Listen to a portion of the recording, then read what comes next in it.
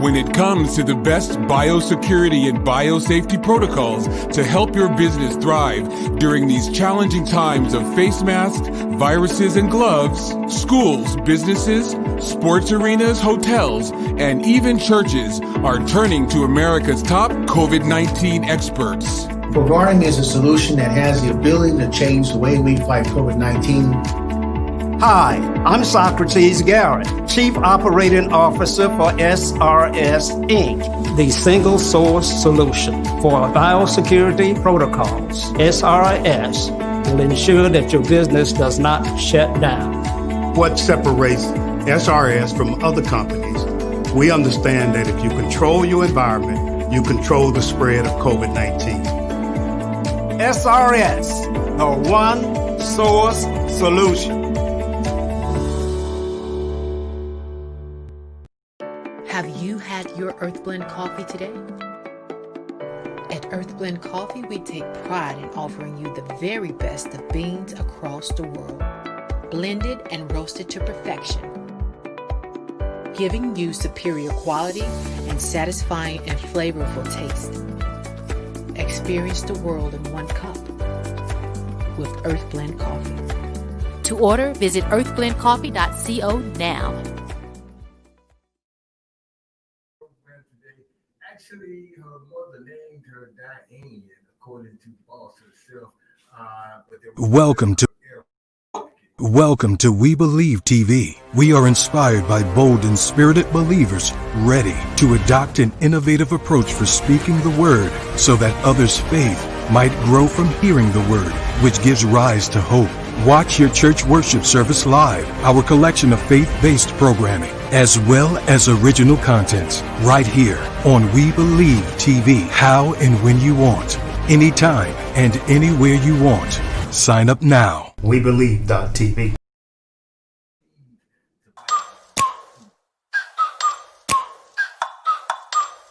Like, ride with me if you ride with me, you can slide with me if you feel like 550 on the 5 sticky, come get high with me, that's a deal, right?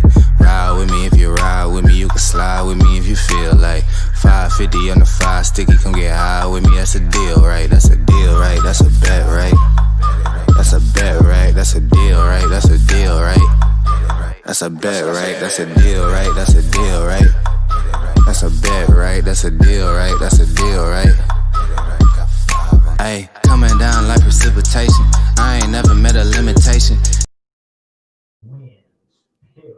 So let's get ready to shift the paradigm.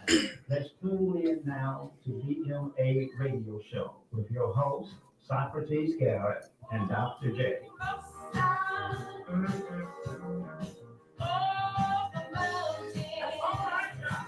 Yes, sir.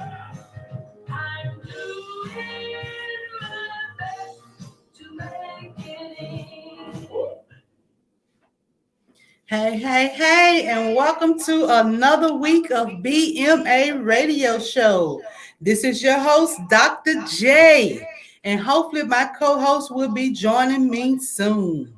We have a great show lined up for you today, and we just hope you all participate, call in.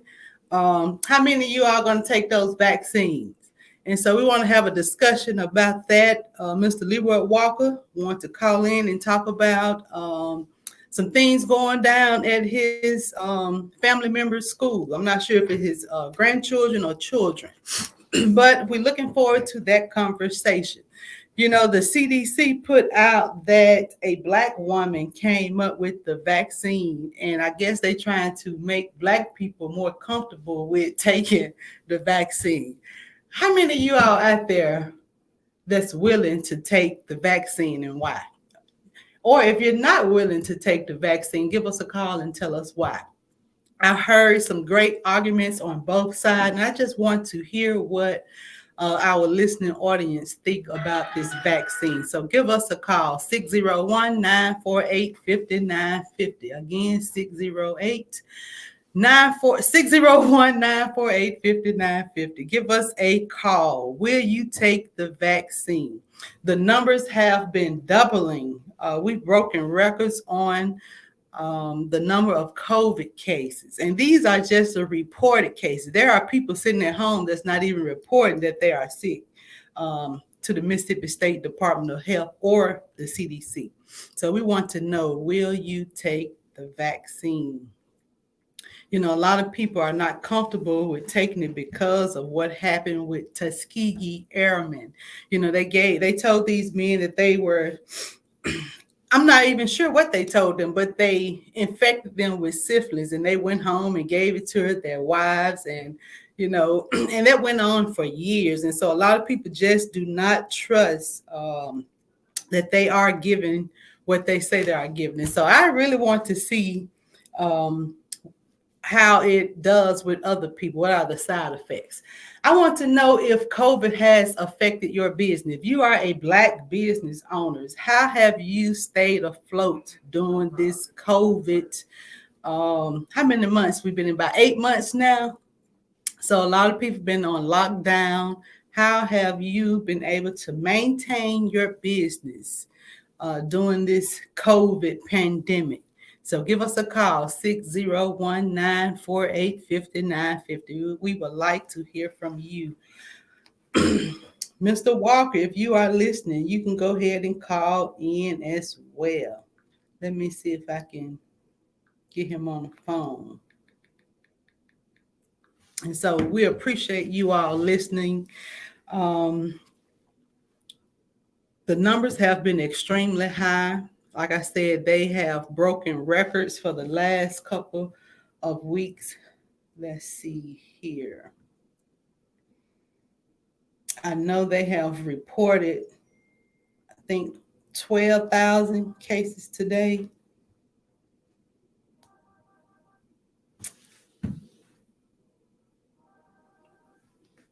I need someone in the station to transfer the calls. They're not coming over to me. I got a caller calling in. Thank you so much. I appreciate you. So call us back, 601-948-5950. He is putting Mr. Walker through the line.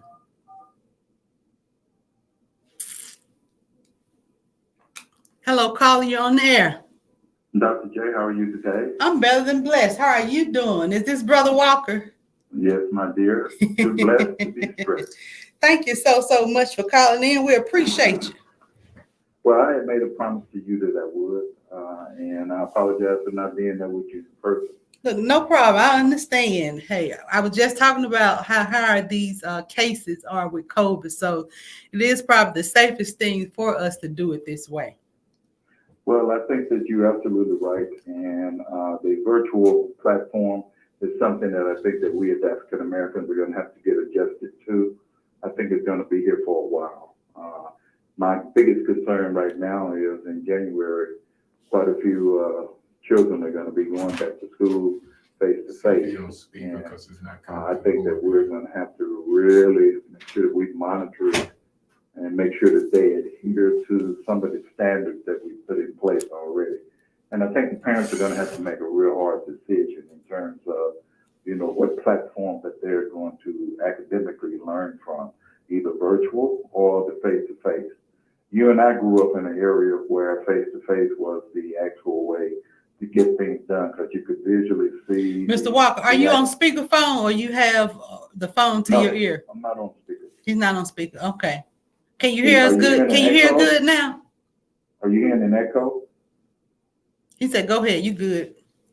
Okay, I didn't know if you were hearing an echo or something like that. I can hear you good. I'm thinking they're in the studio saying that it's not coming through clear. Okay. All right. I told you what I was saying is I was concerned tremendously about the children that are going to be going back to school in January. The face-to-face in some cases, hybrid in some cases, and virtual. So I think that as a parent, you're going to have to make a decision on what's in the best interest of your family going forward. So, I personally will take the vaccine. I think that everyone should consider it. I know that there are rumors out there in terms of what the reaction may be to certain individuals, but at the end of the day, according to the medical professionals, taking the vaccine would be in our best interest, particularly as African Americans. So tell us why are you willing to take the vaccine? Well, you know, when you reach a certain age, Dr. J, there are certain preventative measures that you have to take as an individual, which is in your best interest. We don't know how it derives and may surface on a person. We don't know who we're going to come in contact with, and any kind of immunity that I can put in my system that's going to help to repel this particular virus, I want to make sure that happens. So that's where I am right now. I understand that the vaccine will probably be available Monday in the United States, in certain states, in certain areas. But I don't think that we will have seen it until the latter part of maybe February or March. Oh, wow. Obama said he's willing to take the vaccine on television live. My father also said he's willing to take the vaccine as well. He said he thinks that's the only way to actually get a hold of this virus. So I appreciate you giving us the reason why you would take it. I want to see after you all take. I want to see how it does with you all. Then I decide. You want us to be the guinea pig, and then we'll be the experiment, and you'll be the control. Oh, I'm gonna see how long y'all survive. I'm gonna see if y'all arms and eyes fall out before. Well, it's definitely a serious virus. Right. It affects the young and the old. It particularly impacts African Americans even more so because of the high rate of obesity and high blood pressure, and those kind of things. And we have got to do everything that we can to survive. I heard you mentioning about African American businesses, of whom really are impacted as well, even more so. Typically, when an African American business get a cold, when the other businesses around us get a cold, African American businesses get pneumonia. Yep. It is very, very hard for them because, if it affects the African American employee, then clearly it's going to affect a lot of the individuals that we employ as well. So we're going to have to guard it and be prepared going forward. You're right. And you mentioned about we have to make decisions about our children going back to school. As a parent, I wouldn't have sent my child to school in the middle of a pandemic. This is something that we haven't seen before. And I know some people had to go to work and some people didn't have any other choice. But this is a life and death situation. Over 2,000 children have died in the state. So well, I'm aware of the fact of the impact that it has on the families overall. But one of the things that I see as being even more so critical is the absence of being able to have the equipment that's needed for the children to get their academic standards up. I have 13 young men that I work with in the mentoring class. And of the 13, 2 of them are doing extremely well.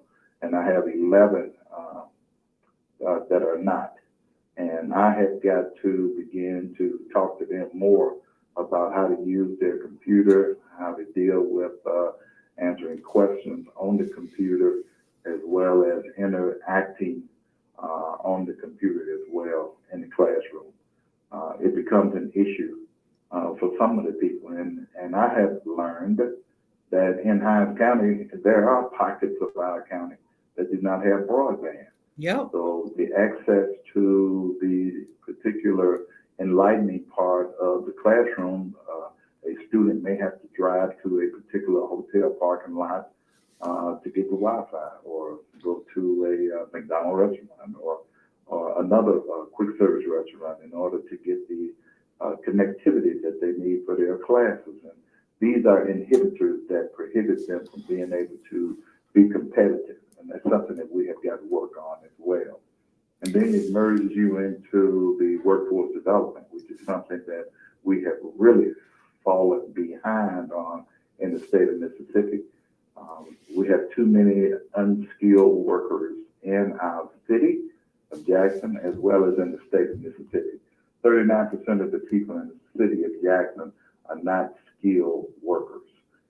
We have got to address that, and I'm hoping that the city administration, along with the county, along with the state of Mississippi, would get together. And what you and I talked about, Dr. J, was a fusion agenda. Yeah. A fusion agenda, which is where we all are collectively getting together on what's in the best interest of the citizens of our particular central Mississippi area, or the state of Mississippi as a whole. It's concerning to me, only because of the fact that eventually you and I are going to have to be sitting in the shade, and someone is going to have to lead. So we got to have individuals who have the standards and the wherewithal to be able to do the job, to perform the duties that are necessary in our state as well as in our city. You're right. You mentioned about the schools and the crime rates. Most people don't know that, new businesses are not looking to come here if you have a felon school district. That's the first thing that a business look at if they looking to relocate. They look at the school district and they look at the crime rate. And so those are two things that we definitely have to work on in the city of Jackson. Well, I think that's one of the platforms that I see BMA is looking at, and we had a very detailed conversation with some of the participants in our recent conference call. But whenever we go, and I'm saying we, the Chamber of Commerce, the Economic Development Authority, the Mississippi Economic Council, whenever we go out to try to get a large business or an industry to come to Mississippi, one of the number one things that they do ask about is, the population of that particular area, whether or not you got enough people in the workforce to service their particular needs. Number two, they want to know if we move people to your community, what is the educational level? They want to know about the school system. They also want to know about the crime rate. And what about housing and housing development, and industry, what's coming to your town, and infrastructure. Do you have the infrastructure needs of that particular business that's coming? So there are 5 or 6 things, Dr. J, that we're going to have to address, not just in the city of Jackson, but also in the state of Mississippi, in order to get and attract quality jobs in our area. And those jobs, as well as the improvement of the educational base, is going to give us the kind of platform that we need to bring more businesses into our community, as well as improve the quality of life overall in our city as well as the state. Mr. Walker, how can we improve the quality of Black businesses that we have in the city of Jackson? I think it was last week we had a lot of people saying that, talking about the customer service and other things, like how can we improve the quality of businesses, Black businesses in the city of Jackson? Well, I think that any entity, and you may have several individuals that may be listening to the call, they're going to have to find them a mentor, find an individual who has been in business and begin to unwind some of the ideals that are needed in order for a business to be able to sustain itself. A business person has to have credibility. A business person has to have credit worthiness. a business person has to have the intuitiveness of understanding what the product is that they're trying to deliver to the customer. And they got to have good customer service. My service cannot be no less than any others. African Americans need to understand that you're in a race and you're already 10 yards behind the starting block, but you're expected to finish first. And that's some of the kinds of things that I know that we're going to have to do in terms of having entrepreneurial conversation, training, begin to get the model together and make sure that they have enough access to capital. But you can't have the access to capital if you don't have your credit boxes checked like it should be whenever you go to a particular financial institution in order to get capital. And you're right. I think having a mentor is very important. And I wrote a status on my Facebook a couple of months ago about how having a mentor can change your life. And I have mentors for different things in my life. And so I do think if BMA could build a mentorship program where we actually mentor business owners, I do think that will help and change some of the perceptions here in the city of Jackson. Well, when you know better, you do better.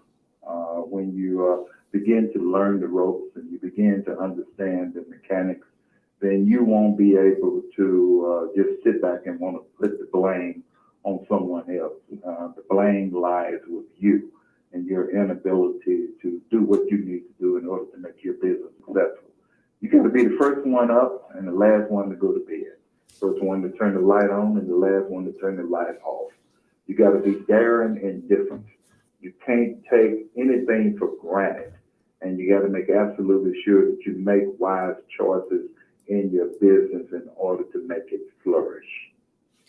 Look, I guess would like to give the listeners a little background on you. Now, I know you from owning the McDonald's years ago. We used to do security. My sister and I owned a security company. We did security for all of your McDonald's. And I know you sold some of them. I don't know if you sold all of them, but tell us a little bit about how you got started in business. Did you have a mentor? Did you have to bump your head? Like, tell us a little bit about that. Well, I did have to bump my head. I don't think any African American can tell you that they did not. I was a school teacher, and I taught school in East St. Louis, Illinois, and I always wanted to own my own business. I had an opportunity to get in touch with some people who would come by a federal credit union that I started, and they would tell me, you know, the way you run this credit union, you ought to look at going into business for yourself. And I said, well, it may be extremely difficult because there's a certain amount of capital that you're going to need in order to get jump started. And they said that there's an opportunity with McDonald's where they have what is called at that time, and that was back in 1984, when I got my first franchise. They had a program called a BFL. BFL stood for Business Facility Lease. You would lease the franchise from McDonald's for 3 years. And at the end of the 3-year period, you should have accumulated enough wealth, enough capital to be able to finance that particular restaurant that you had started in. You had to go through all of the hoops, you had to go through the classes, and then also, Dr. J, you had to go to Hamburger University. And when you graduate from Hamburger University with all of the knowledge that you need, McDonald's will then look at you to look at a map and determine where you want to live.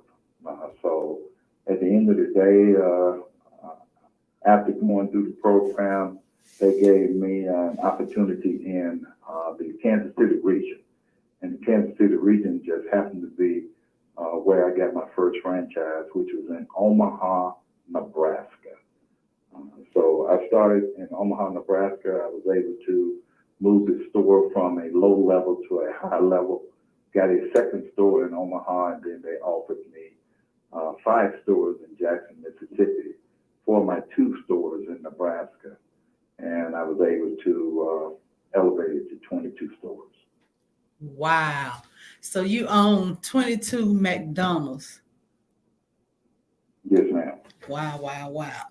That's definitely a lot of knowledge. I didn't know that you started in another state and then, acquired McDonald's here in Mississippi. Yep, I started in Omaha, Nebraska. I was there for 5 years in Omaha. It was a very nice town, very nice area.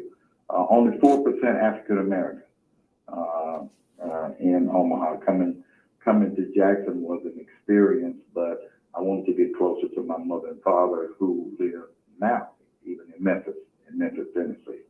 So that was one of the drivers for coming back south. So do you still own any McDonald's today? Oh no, I sold off the stores, and now I'm working with, as you know, Mr. Garrett and Mr. Ketchings on the Metro Center Mall area where we have 250 square feet. We have 60,000 square feet already leased out. We want to lease the remaining portions of it out, and we're working on that now. We're getting up the workforce development concept session with a community college would be ideal. We are interfacing with the representatives and the state, as well as the individuals with the county, to see whether or not we can present them a model that they would buy into and assist us in getting this jump started. It's really needed in our city. I would love to see us have a auto mechanic shop, a welding shop, a culinary school where people would learn how to wait tables, to cook, those kind of things. All of those kind of things are necessary. Have a place where GED. So I want it to be a one-stop shop. So what we're doing is we're still having a conversation with Central Mississippi Planning and Development and talking to them because they have a workforce development arm of which the state of Mississippi supports. And I'm hoping and praying that we can get something done by the first quarter of 2021. That's crazy. They used to have what they used to call it, vocational education in schools, and they have gotten rid of a lot of those programs. I went to Votech and I did 2 years of building trade, can build anything, but I do think those skills are needed. So when you talk about workforce development, there's some people out there that have no idea what that means. Could you kind of break that down for them? Well, essentially, there are some needs because everybody is not necessarily college material. They may not have the appetite to go to college for 4 years to take up a career in nursing, a career in law, a career in medicine, or a career in one of those pharmaceutical areas. Maybe it's something that they could do at a junior college area, which is like for 2 years, and you could go and learn that skill, and that skill would help you to propel you to an area where you could make 6 figures very, very easily. I know some individuals who are friends of mine who I have helped tremendously in the heating, ventilating, and air conditioning area that's making a substantial amount of money. We've had a conversation with Nissan, as well as we had a conversation with Mercedes, as well as Toyota, in reference to getting the equipment and putting it in at the Metro Center and having people, the technicians from those areas, come and show the individuals how to work those particular computer devices, because they put this on a car and it'll tell you exactly what's wrong with the car or where you're supposed to look for the issue. So it's like a diagnostic that they do. So you got to be able to read that. And you get a certificate for that, and you in turn could go to Toyota or Nissan or go to Mercedes with that certificate, and you could get your job as a mechanic, electrical engineering kind of guy, and make you a very, very good salary. It's very important that we begin to get people attuned to working to improve the morale of their family. Because because every African American that I have met, and believe me, I have hired more African Americans than probably any other African American employer in this city. And the majority of them I know want a good job and want the opportunity to take care of their family. And that builds the base for family values, the quality of life improving, as well as the standard for workforce. You're absolutely right. If people can't take care of their families, that's where crime come in. And if people don't get a good education, again, that's where crime come in, because people going to eat, whether or not how they eat, is definitely related to crime and their level of education. We agree 100%. And it's imperative that all of the young men who are listening begin to have some kind of conversation, if you will, with someone who can assist them in moving the target, moving themselves from where they are to a higher plateau. That's exactly what I want for every individual that I work with. Now, there's some people listening out there that want to start a business, but they have no idea how to get started. What advice would you give to those people that's listening? Well, we're going to have to, number one, have a session like what BMA is doing, where we can invite them and they sit down and bring a pad and pencil and begin to talk about where you are today, where is it that you're trying to get to, and lets us create the model, because one size do not fit all. Everybody does not have the same starting point. So we need to identify what the starting point is for that individual. Maybe you've already been in business and that business didn't do very, very well. Let's talk about what the opportunities were for that business to succeed, for it to be able to flourish. And then we'll move from there. What are some good areas you think people should be looking into in the area of businesses? Well, right now you're hearing a lot about the vaccine. They're going to have somewhere where to store it. How they're going to store it? How long is it going to be here? Where's the dry ice coming from? Where do you store that dry ice? I'm saying you got to start looking at the things that are needed right now. Construction workers we're going to have to get us more construction workers who have the capacity to be able to do the infrastructure in our community and do it right. I get tired of seeing a lot of the primary construction folks be the majority, and we in turn will be a sub. But the subs are doing a lot of the work as well. And I just want to see it just reverse, where we can see a lot of the primary companies being African American. Exactly. A lot of people talk about, we need more Black contractors in the city of Jackson, but we have a lot of people who don't even have the capacity to carry out a lot of these contracts. Well, part of that, Dr. J, is being able to be bonded. And many of them are not able to be bonded only because of the fact they don't have the creditworthiness to do that.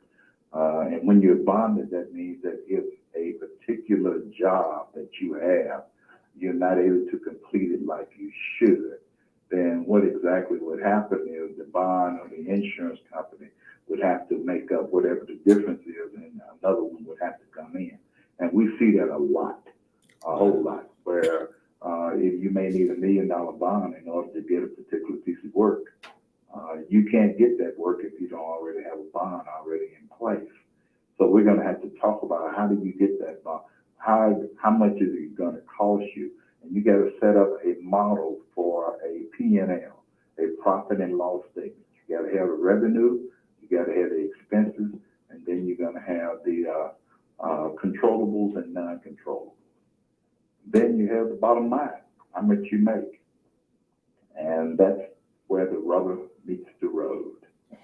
And that's determine whether or not you actually get that bond or the loan that you need for that job. Well, yes, but you're going to have to build the pay structure for a bond, which is an insurance policy that says Dr. J and Leroy Walker can do this job. Here it is. We will back their bond for $2 million.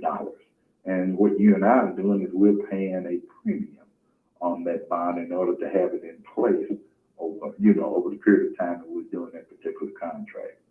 If Dr. J and Leroy Walker go to Jackson Public Schools and we want to do part of the work that they're doing for the $65 million bond that they got, you got to have a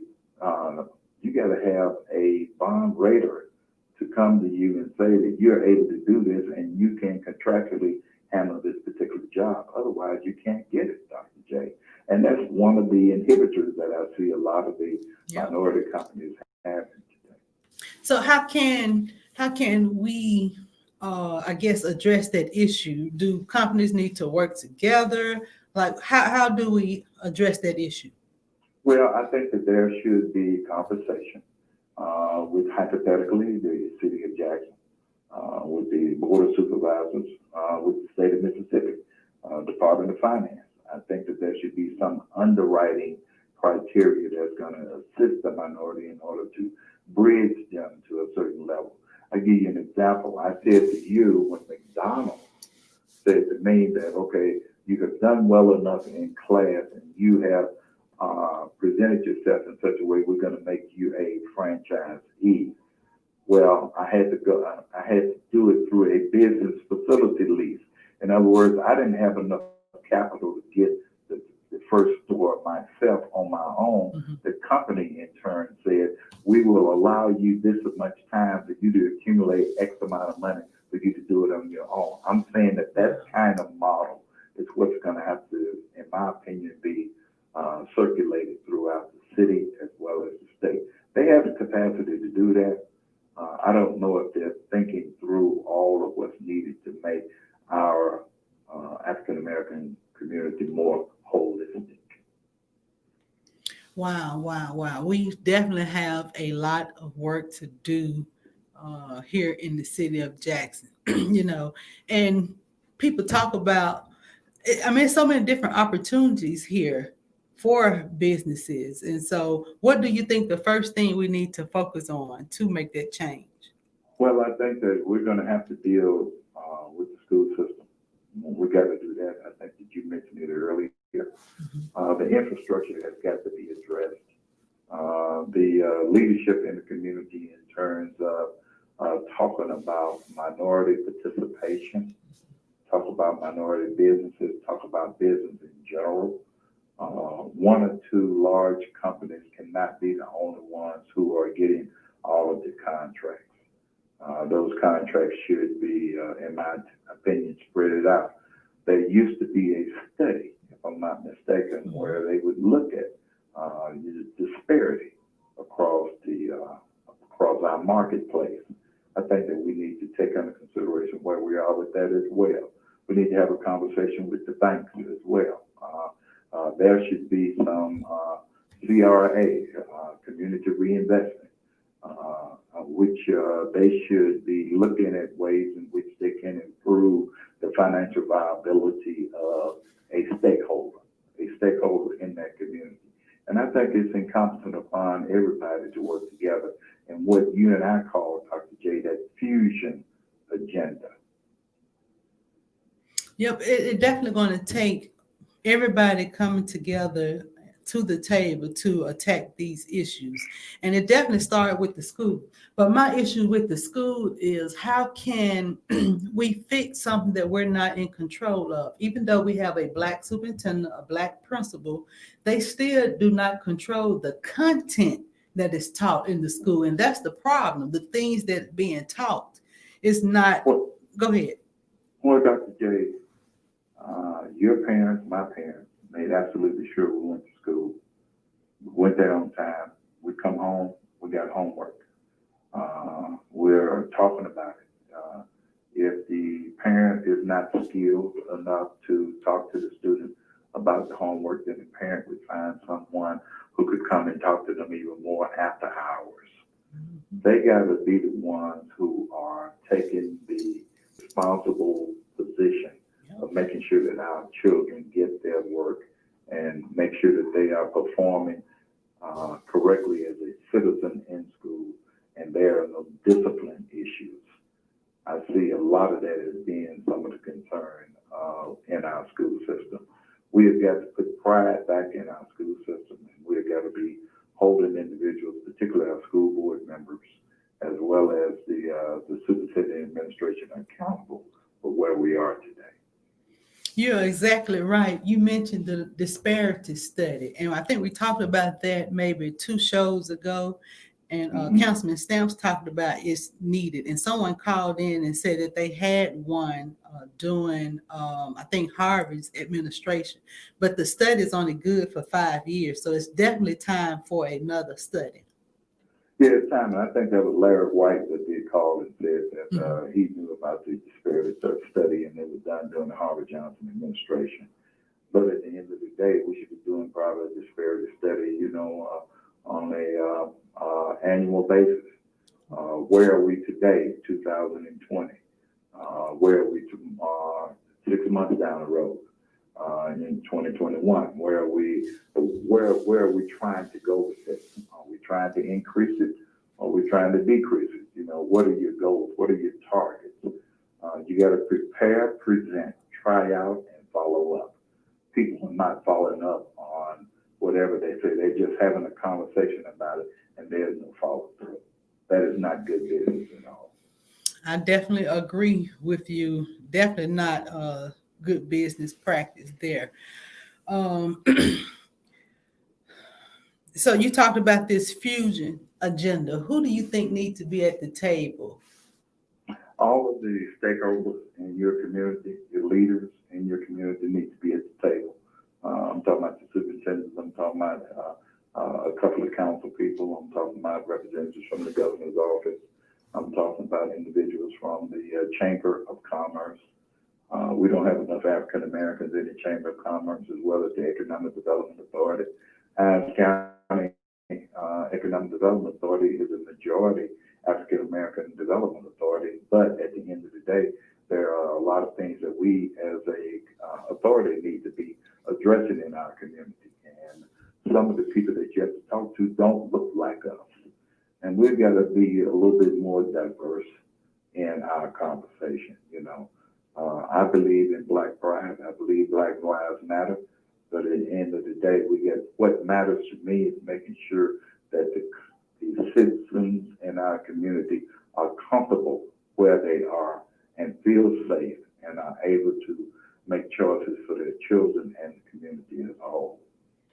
I definitely agree, and I'm definitely, that's one of my main goals with BMA is training, not only the community, but other stakeholders in what's at stake. For example, a lot of these elected officials, they handle multi-million-dollar budgets, and they don't even understand the power that they have. They actually giving money away to other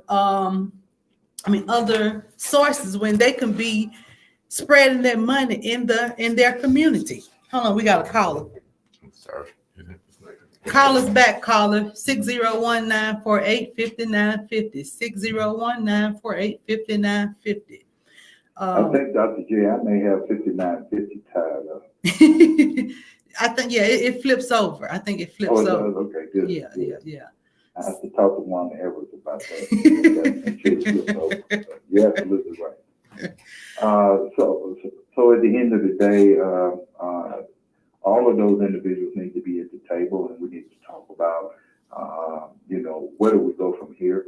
We need to have an honest rap session with each other. We got to be honest with each other about where we are today and where we're planning to go in the future.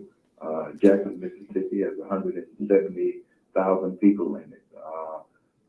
Typically, if Amazon is going to come to this area, the first thing they're going to want to know is when they draw a circle around Madison, they're going to encompass some of Jackson.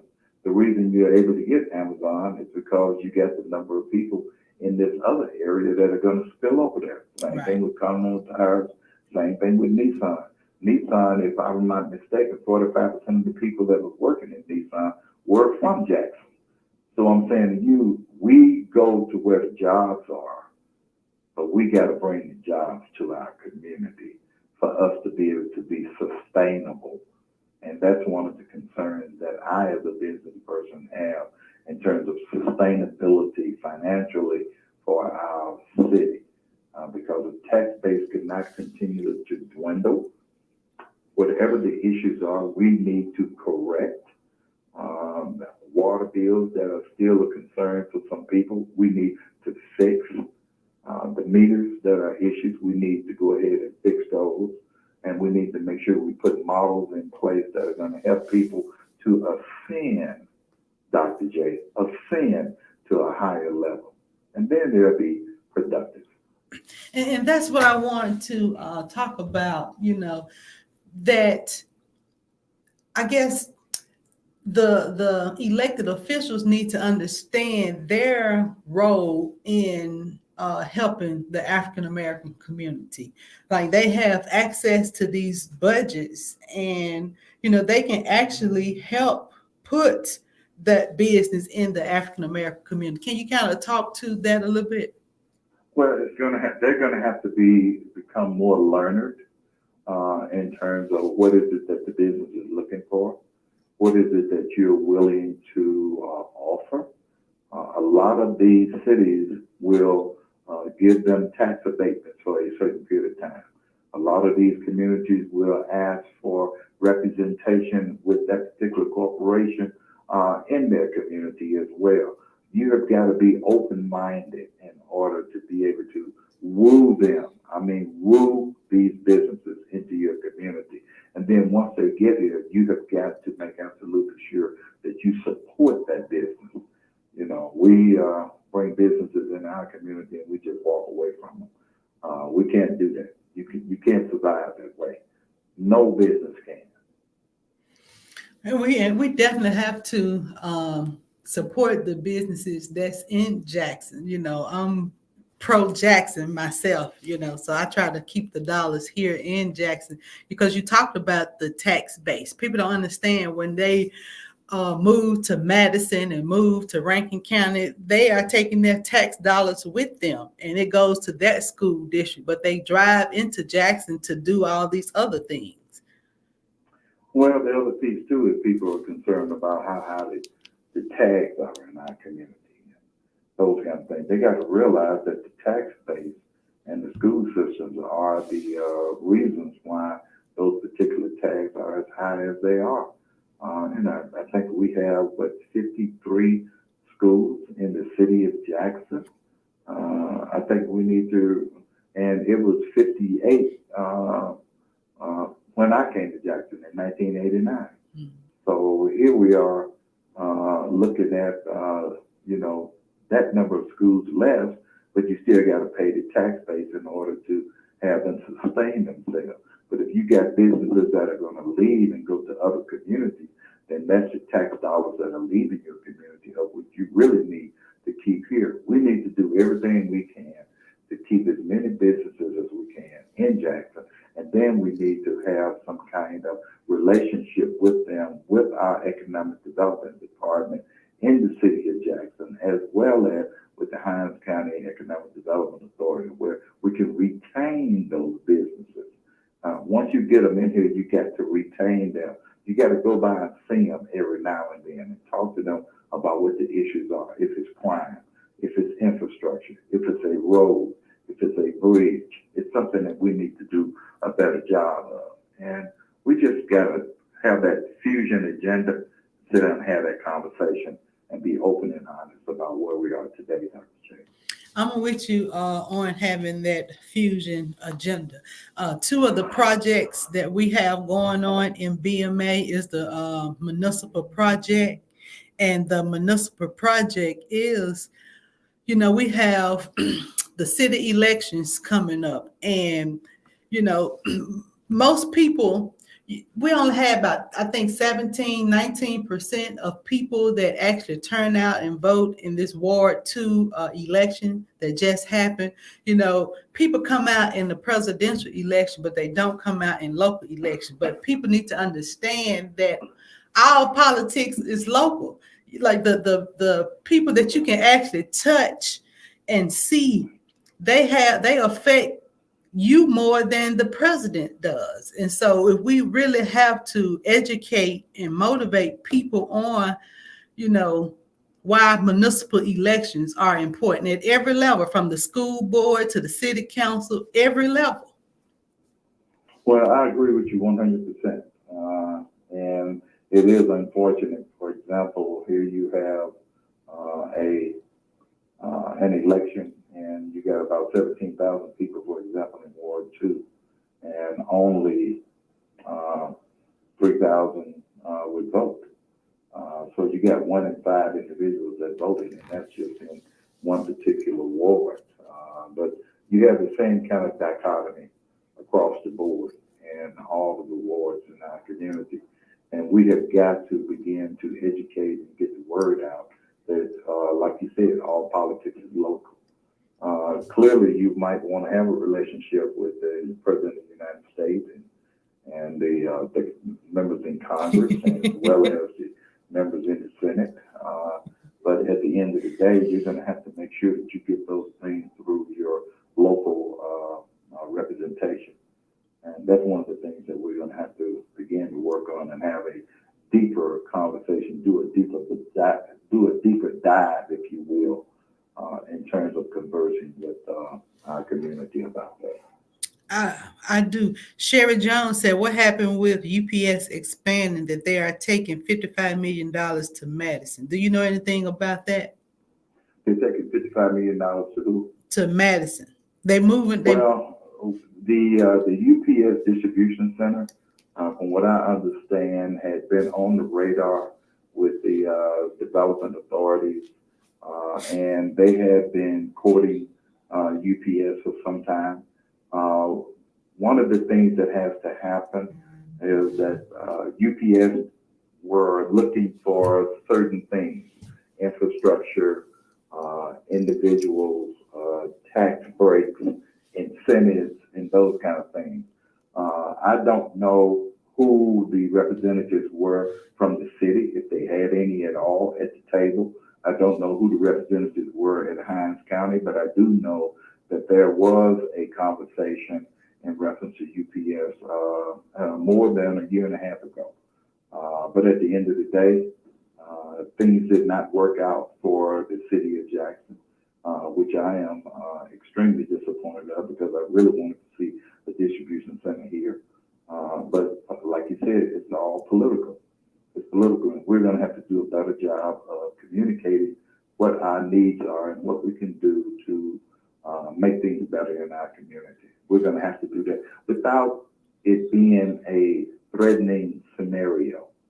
I'm saying a scenario where people would say, you know, you disappointed me, you didn't do X, you didn't do Y, this didn't happen. You can't look for things to happen overnight. You're going to have to work through the mechanics of getting a deal done. And we have not learned how to get a deal done like we should, and we have not learned how to woo a company to our community like we should. And there are some mechanics that I know we talked about, Dr. J, that we're going to have to get in place. We got to get a handle on crime. We got to get a handle on the infrastructure. We're going to have to get a handle on education. You know the basics. You know what has to happen. Community development, housing development, as well as economic development. All of those things are critical in this agenda that we need to put on the table. As part of the fusion agenda, we talked about, I don't think I've shared this with you, but we have been talking about planning a financial leadership summit. And in that summit, it will address all those different issues, as well as people who want to go in business. I mean, have different sessions where people who interested in, like I said, those business sessions, they can attend those sessions. People who looking for how to get contracts with the government, they can attend those sessions.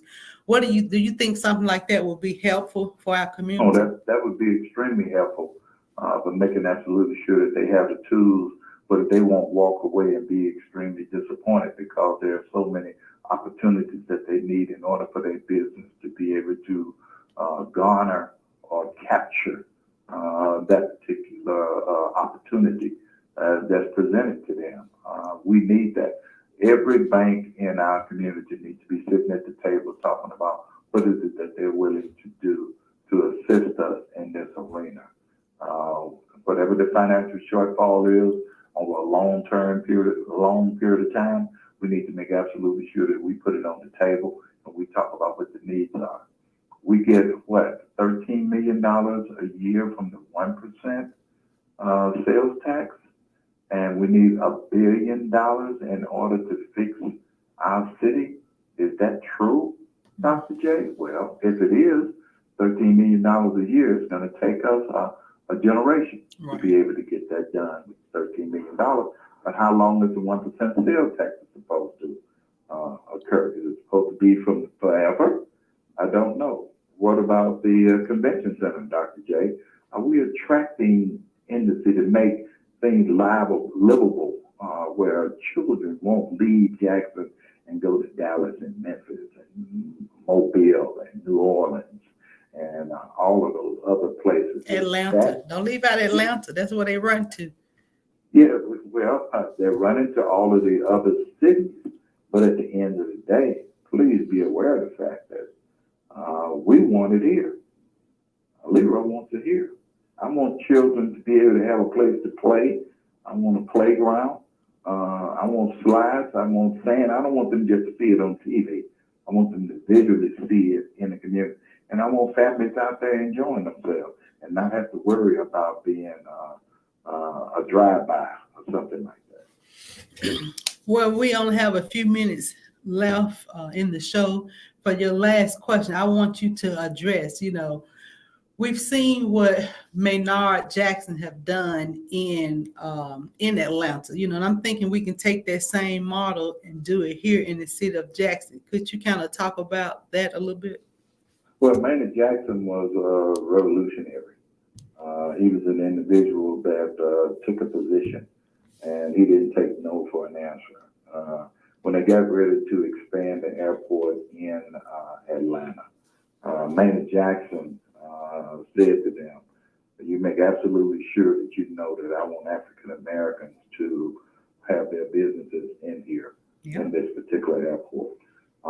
Whether they agreed to it or not, he was not going to sign off on it as the mayor of the city of Atlanta. He took a stand. The only thing that I hate is that when Maynard stepped down as mayor, he was not able to get a job in Atlanta. He had to go to New York to get a job, only because of the fact he had befriended, if you will, a lot of the major businesses in that particular town. And that really hurt. Big time. Hurt me only because of the fact that I see what he did to sacrifice to make sure African American businesses were there. The same thing has to happen here. You have to be intentional. Yep. A leader has to be intentional about making absolutely sure that it is a match pair relationship. A construction company that's a majority with a minority company.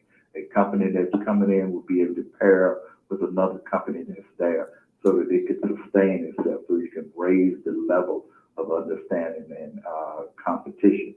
Marketing is critical. A lot of us don't want to market. You got to expand your base. And that's some of the kind of conversation that we're going to have.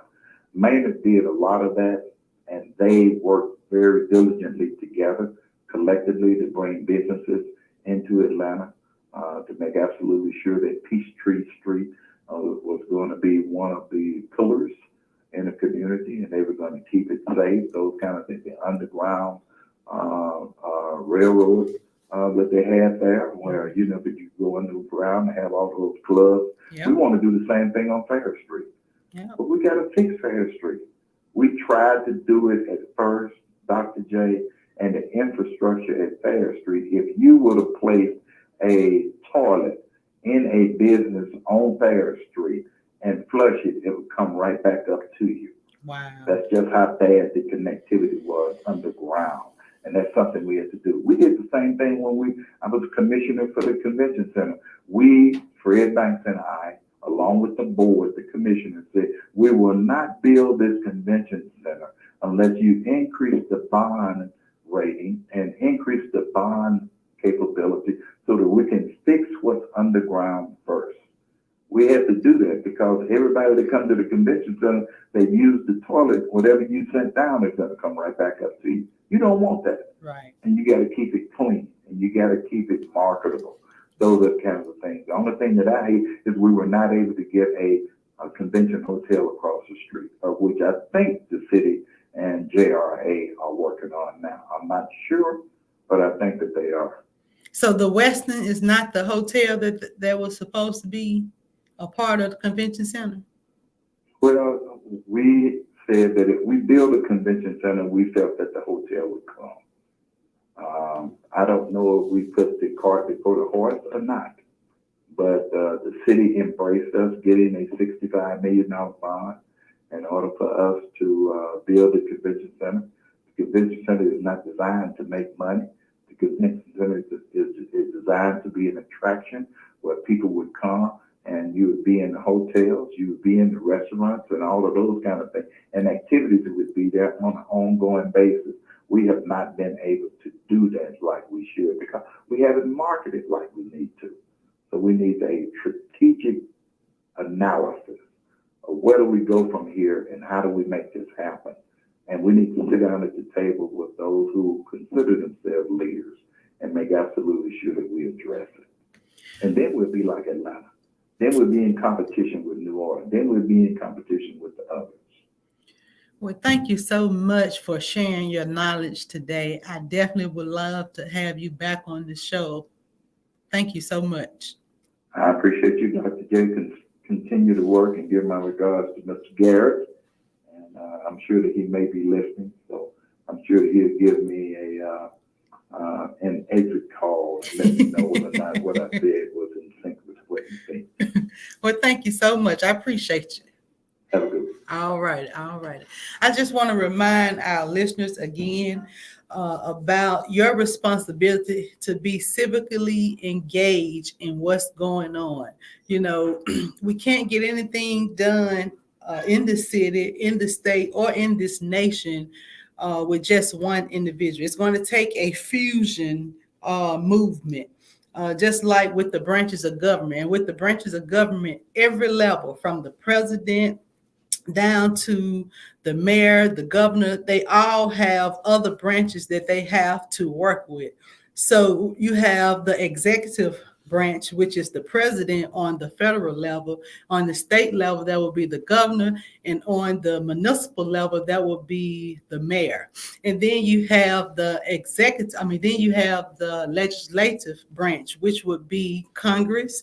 It would be the state legislative on the state level, and then you have the city council. So all these different bodies have to work together. Then you also have the judicial, and that's the Supreme Court. Then you have the Mississippi Supreme Court, state courts, and also you have district courts and municipal courts up under there. So I really want you all to understand how this thing works. There's no one person. All the branches have to work together, and you are the one. You're their boss. You have to hold them accountable. So I hope that you have learned something here on BMA Radio Show. That's our whole purpose. We invite you to join BMA. Our next monthly meeting is January the 6th. Definitely contact me for more information. Again, thank you all for listening to BMA Radio Show. We'll be here the same time next week.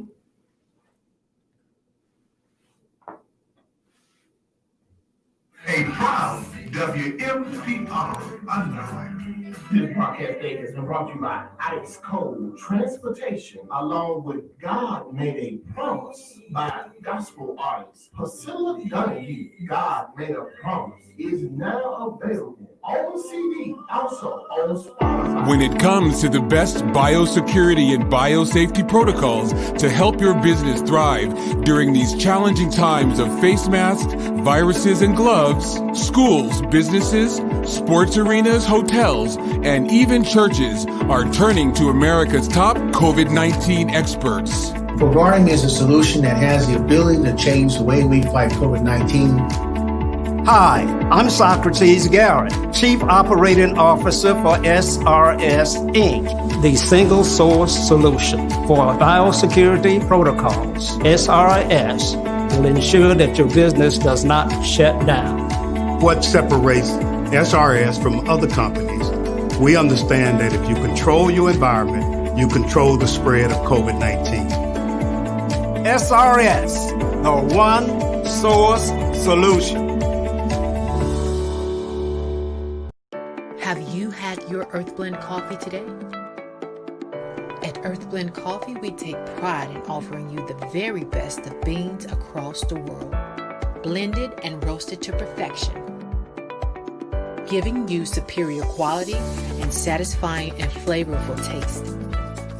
Experience the world in one cup with Earthblend Coffee. To order, visit earthblendcoffee.co now. Welcome to We Believe TV. We are inspired by bold and spirited believers ready to adopt an innovative approach for speaking the word so that others' faith might grow from hearing the word, which gives rise to hope.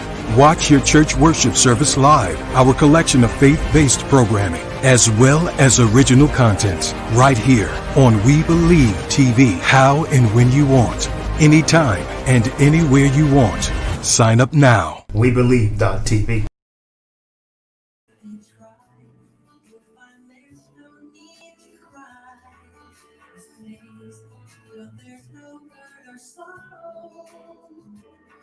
There are ways to get there.